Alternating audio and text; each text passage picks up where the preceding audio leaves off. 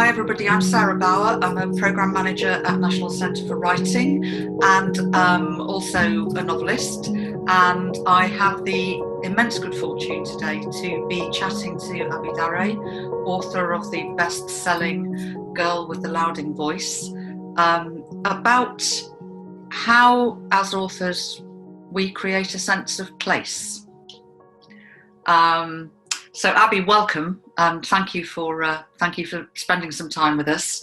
I enjoyed the book enormously, and of the many things that struck me about it, one was that you don't do the obvious in the way you create a sense of place, and this book takes place, a lot of it in rural Nigeria. Something which would not be familiar to a lot of readers reading in English, I guess. And you managed to convey a real sense of the book's world through the voice, through the narrating voice of your lovely heroine, who's a very powerful, sassy character, proto-feminist sort of character. I just wondered how that voice came to be, and what you kind of intended for it, and whether using it to create place was something you planned, or whether it was just one of those lovely things that happened. Thank you for that question, and thank you for having me. I'm so excited to be doing this. My pleasure. So I think with creating Adonis' voice, it came from my need to try to prove a point. And that sounds a little bit, funny, but then I was doing a creative writing master's degree course, and I had to hand in my dissertation. Now, but before then, I was regularly submitting short stories. And one feedback that always came through with my short stories was, Abi, you are not great at characterization. Like, we don't get a sense for your characters.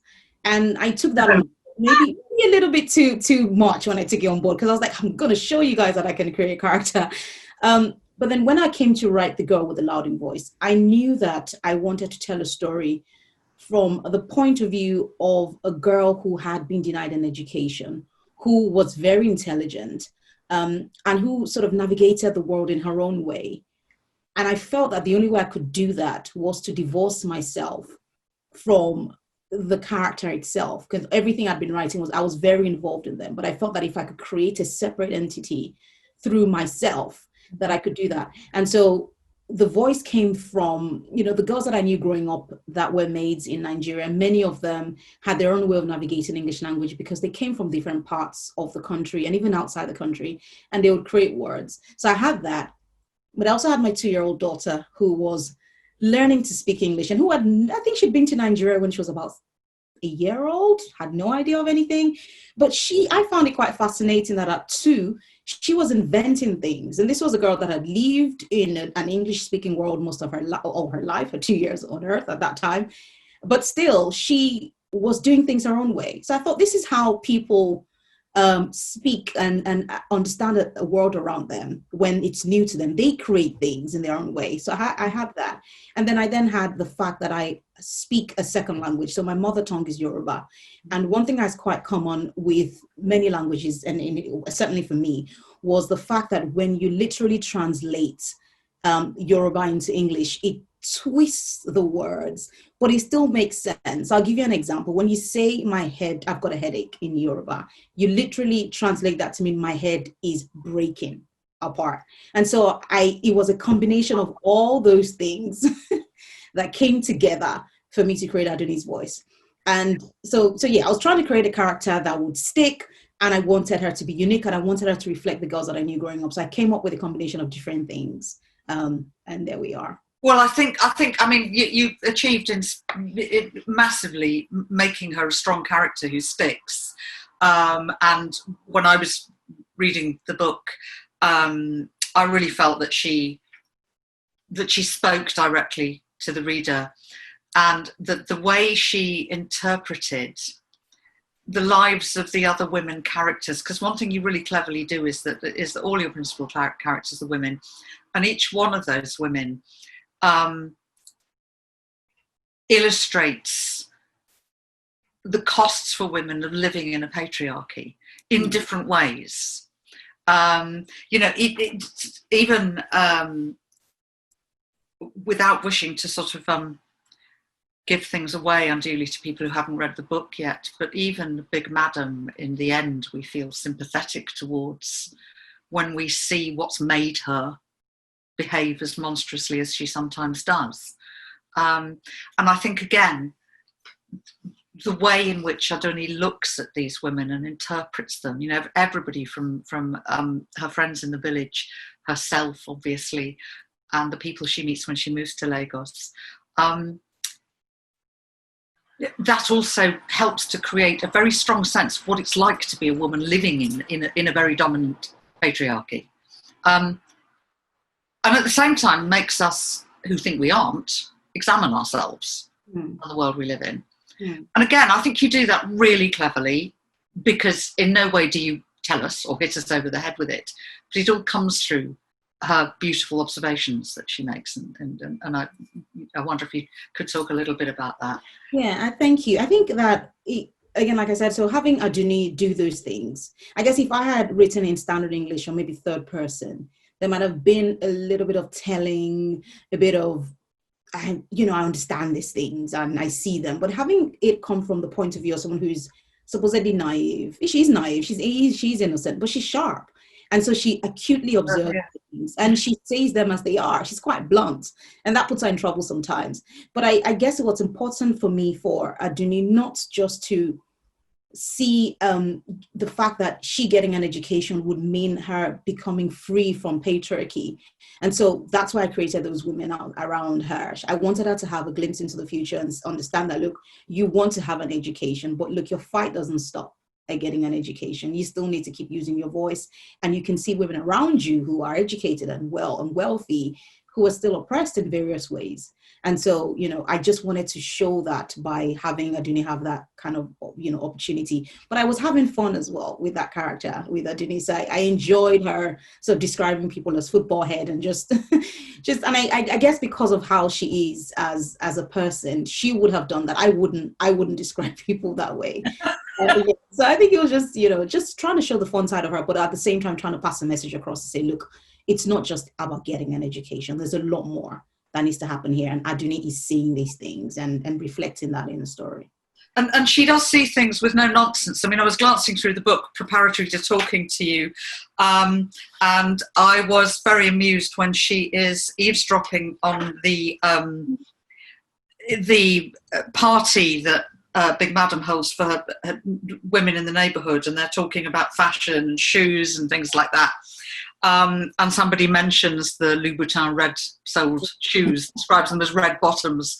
And Adonis immediately says, why would anybody want to wear a red bottom on their feet? And she shows you the absurdity of that in this very sort of humorous and insightful way. That gives us a very strong sense of what her world values are. Absolutely. Yeah. She's really wonderful character. Obviously, as I say, I think that the great achievement of the book is the voice and what the voice does, and how much it does, actually.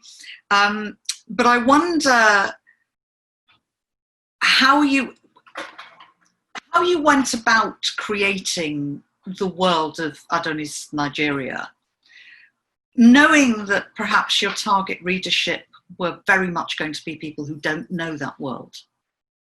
And I wonder what was, how much that was in your mind as you were writing.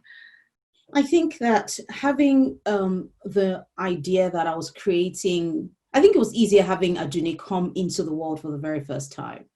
And especially leaving the rural area and coming to Lagos. It was nice and easy for me in a way, because I could use the freshness, her freshness to this situation, to the environment, her own humor to sort of describe that. But when I was writing the story, I didn't expect it to be a book that you'd be reading and talking to me about. I just thought I was going to get through my dissertation and get my master's degree. So I had a bit of a panic after, we went through the MA and I realized it was going to be published. I was like, is anyone going to get what I'm trying to say? But I think it was important for me to tell her story. And if the audience was just my supervisor, because he had already seen it and he said he loved it, I felt, okay, he would get it. And I guess that's, talking about what you said about voice. When I was creating Adonis' voice, there's a way we speak, Africans speak, which is called Pidgin English, which I could have used, and it's quite standard. But I felt that when you read that, I felt that it would give a reader a jarring experience. That you'd have to pause a lot of times to try and understand what you're saying. So it was important for me to have her tell a story that would hopefully hook the reader from maybe the second or third page, as opposed to having the reader stop every so often to say, I'm just kind of lost. And so I think trying to create her voice and make it something that will be easily digested by a reader wasn't very easy. But I think I tried to achieve that by ensuring that I let her have some obstacles, and I was very careful in trying to still be close to English language, but let it still have a lot of her own voice in it. And I don't know how I can explain that, but I was very keen to ensure that I could enjoy it. So I read The Color Purple and I really enjoyed it. I knew how the character was speaking, but at the same time, there was no point at the reading of that book that I thought I'm completely lost. And I've read other books like that where you feel that, oh my gosh, the dialect is so strong that you kind of lose your you lose your desire for the character to reach her goals. And I didn't want that to happen. And so having to do that was quite interesting. But I had no concern initially when I was doing this, because I thought, it's going to be my supervisor. He's already read it. Yeah, we'll get through it. But then after I got through to the end, and I knew it was going to be published, I had that fear of, gosh, people might not really get what I'm trying to say. I thought if I could get it, then I guess other people could do that as well. Yeah. But I mean, that obviously the way the book's been received shows that most people have grasped what you were trying to do. I wonder if I don't want to jinx anything, so please don't talk about it if you don't want to, but if you are now thinking about what you might write next, and whether you will continue with this kind of world creation through voice, or whether you might think about writing in more conventional English, and in which case, how would you go about creating a fictional world in that way? Yes, I think it's quite. I'm trying to do something and trying to play around with my options, and it's been incredibly difficult at first, especially I couldn't write in first person for a very long time because I kept on slipping back into Adonis' voice. And I need to remember that the reason Adonis' reason for being is because of her background and where she has come from and what she's been inspired by. And so I wouldn't be able to write in her voice for a character who's well-educated, well-traveled. And I find it quite limiting, actually. Writing in Adonis' voice was very freeing for me. And it's interesting because I thought it would be very tough to do. But once I got into a cadence, I think after the first 3,000 words, I was sort of dancing along and just loving discovering things, But now that I'm trying to do it, like we said, I'm trying to do it again. But I couldn't do it. I could not do it in first person. So I've found that it's easier for me to write in third person and have a character that is just like me and just, would not look at things in awe. And I find it it's not as juicy. I really miss, but I know that I can't continue to write in Adonis' voice. So I get to just be like, I just have to carry on as usual and just focus on ensuring that my writing is strong enough in standard, conventional English, and that the plot carries it through. I need to work a lot harder, I think. And it's interesting because I never thought that way. With Adonis, it was a lot easier to just enjoy the process. Now I'm really thinking about what I'm doing. Yeah, one finds eventually that it's not an easy job, and I think that the world building in fiction, one of the challenges is to avoid, that process of kind of starting every chapter with a set piece description, or having characters who kind of describe the world for the reader, so the fourth wall comes down. There are lots of challenges there, aren't there, that one has to address in world building. Absolutely. And with Guru Loudon voice, I could do that. There was a lot of freedom to do that because she was coming in new to many things, and she was talking about her experiences. But then trying to do that with another story, it doesn't sort of fit the narrative. You should just be a character getting up and doing things.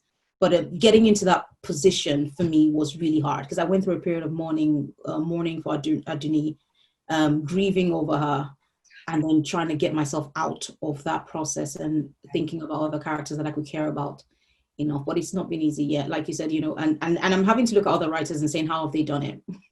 How are they doing this? And seeing if I could do the same again.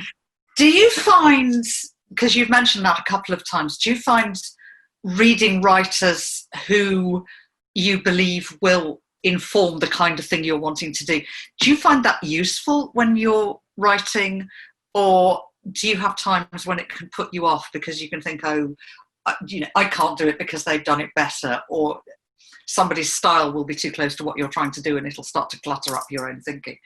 I find it tremendously helpful. I am the writer that if I'm writing in first person and I read a book in third person, if I go back to pick up my manuscript, I would write in third person. That it's crazy, but I don't understand why, but that's what happens to me. And so what I tend to do is I try not to read books that are similar in theme to my story, so that I'm not very influenced by the plot as such. Yeah. But in terms of style, so if it's third person past, where I don't know, I'm currently reading Atonement by Ian McEwan, and I'm loving how he's just, how he's been able to create a story a day and have that span chapters of, I couldn't imagine. So things like that I'll read to learn, as opposed to reading about, the story is amazing, but I'm really learning to see how have you been able to create a character who starts in the morning and chapter 5 they're just by midday. I can't do that. But I'm learning, so I tend to read like that. But if I want to read for pleasure, I would not be writing anything. I'm just going to chill and then read for pleasure and absorb, because I tend to subconsciously pick up habits. And so because of that, I try to stay away from books that I don't say badly written books, but books that I feel that would not help my writing. I try not to read them when I'm in the process of writing a new story. Yes, I get that. It is rather easy to start to ventriloquize somebody else if you're not careful, isn't it? Yeah. I think maybe possibly one final question, Abi, because I don't want to take up too much of your time, but are you a great researcher? I think I am. I studied law for my first degree, and I think maybe from there came the love for research. I research everything, like even down to trying to repair the sealants in the bathroom, and I've spent God knows how long just trying to find the right sealant, and I'm reading reviews, and I'm on Amazon, and my husband's like, can you just click buy and just get everything? I love research. Right now I'm trying to work on something, and I'm just loving the process of researching. But I think what I don't do well is researching in the sense of speaking to people and saying, hi, I'm writing about this. Can you tell me your experiences?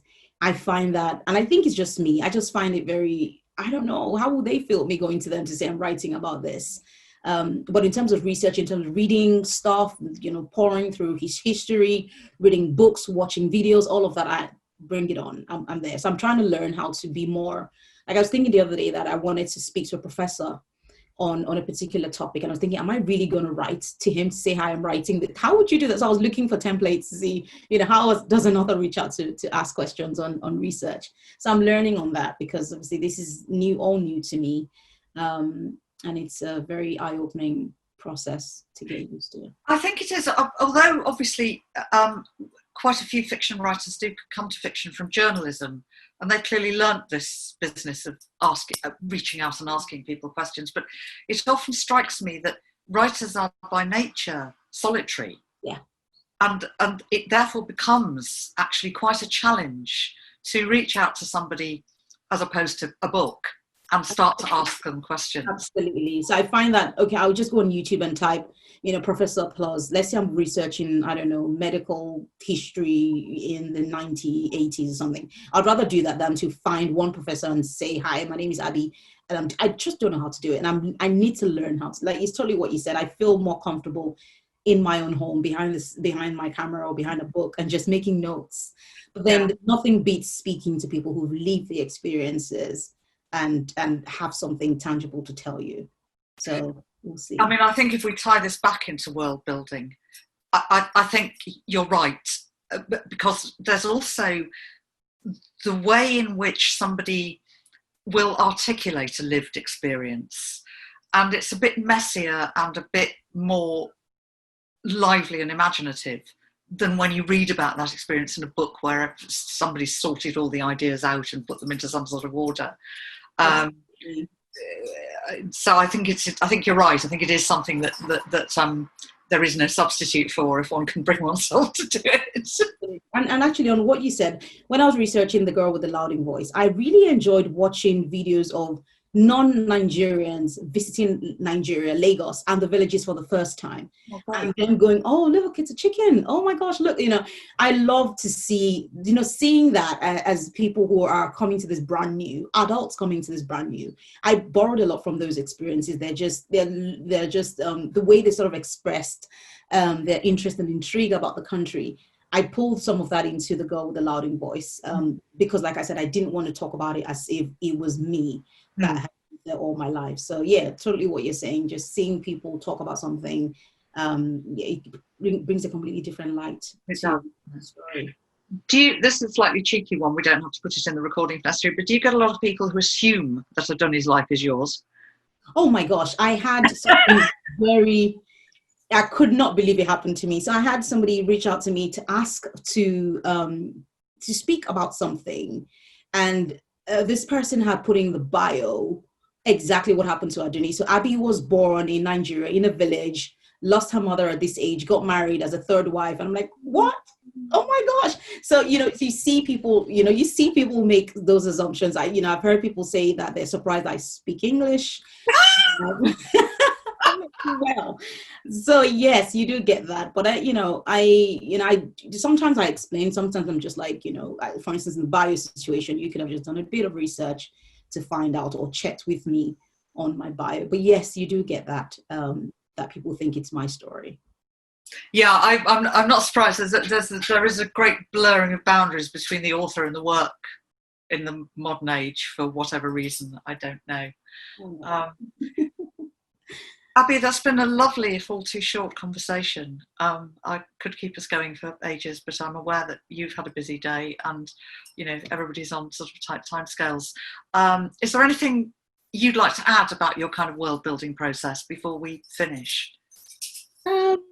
No, not really. Maybe I could add the fact that I had a glossary when I was writing the book. So I had a glossary for Adonis commonly used words so that I would forget them, and then as I created the character and got to the end, and then because her English improved sort of, I think the last 4 chapters or so, I finished the entire book in her English, and then I went back into sort of the chapters. I sort of had a mark in my manuscript and I said English starts to improve from here, and then it was really a case of manipulating every single word ever so slightly so that it would not be a jarring experience. I wanted it to be organic, so changing that to show that okay, she is getting better, but she's still not quite there yet. You do that very well, actually. I thought that was one of the very skillful parts of the writing. And again, it's a way in which you don't have to tell us anything. You show us how she's changing through her the way she speaks. Yeah. So that was great. I enjoyed that. But that's it, really. Thank you very much. That was lovely. Thank you so much. It's been a great pleasure and a privilege to talk to you. I can't tell you how much I enjoyed the book. I think it's fantastic.